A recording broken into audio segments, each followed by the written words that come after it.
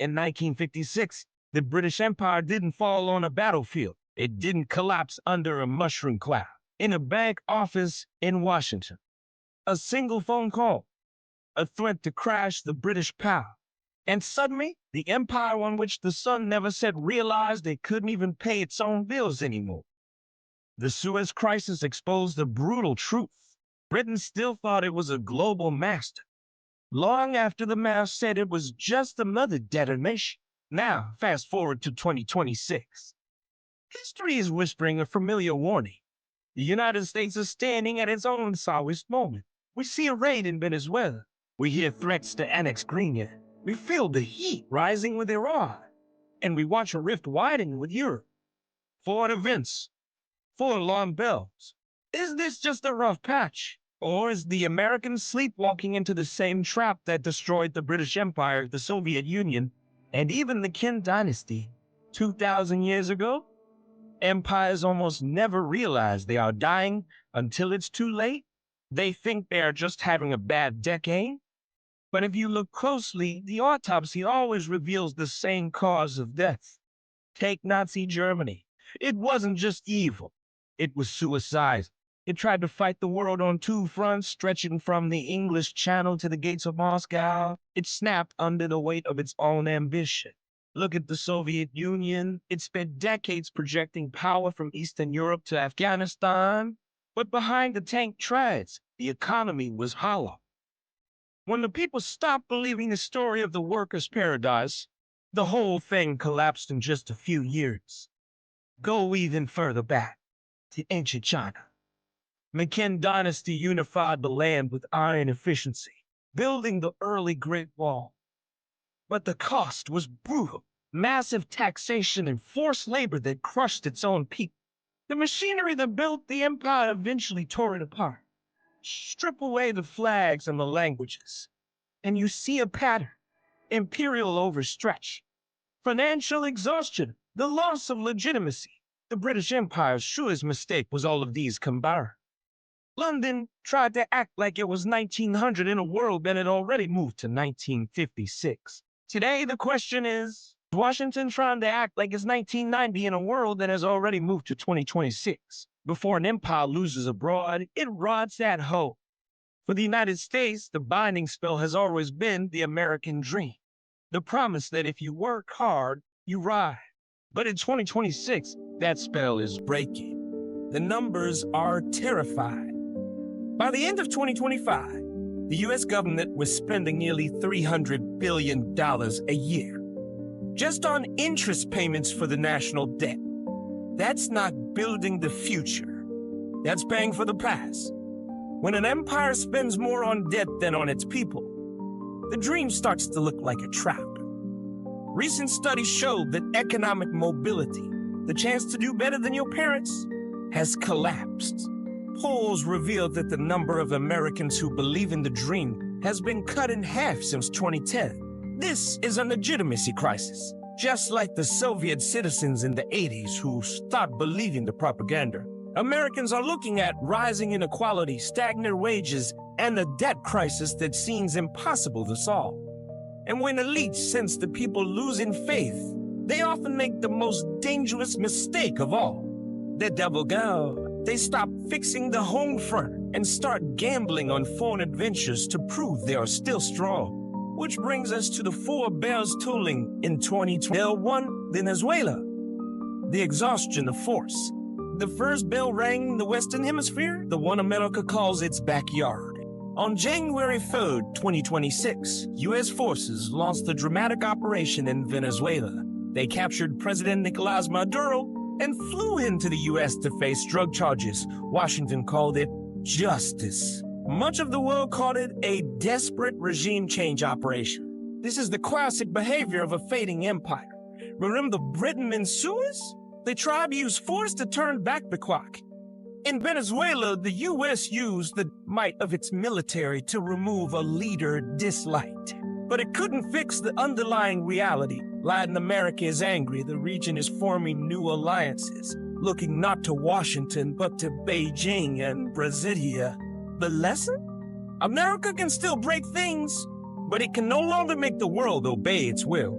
the Monroe Doctrine, the idea that the U.S. owns the hemisphere is dead. It just hasn't been buried yet. Bell 2, Greenland, the arrogance of the buyer. The second bell is ringing on the frozen north. In 2025 and 2026, the talk of buying or even annexing Greenland stopped being a joke and became a diplomatic crisis. Why? Because Greenland is the future. It has rare earth minerals needed for tech, and it controls the new Arctic shipping lanes, opening up due to climate change.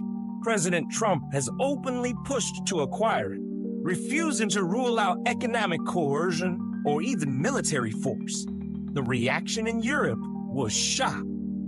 Denmark, a close NATO ally, mobilized. They spent billions on new Arctic defenses and reached out to other European powers for support. This mirrors Britain's fatal error, alienating your friends to feed your pride. When you treat allies like assets to be bought or seized, you don't look strong. You look dangerous. The second bell tells us that American ambition is now colliding head-on with the very alliances that created its power. Fell through Iran, the trap of endless war. The third bell echoes from the Middle East. By 2026, the confrontation with Iran has escalated from a shadow war into a burning conflict. Following U.S. and Israeli strikes, Iran has retaliated, targeting U.S. bases and crippling oil shipping routes. Inside Iran, protests rage, but the regime digs you, backed by China and Russia. Washington is caught in the classic imperial trap. If you strike harder, you risk a regional war that destroys the global economy.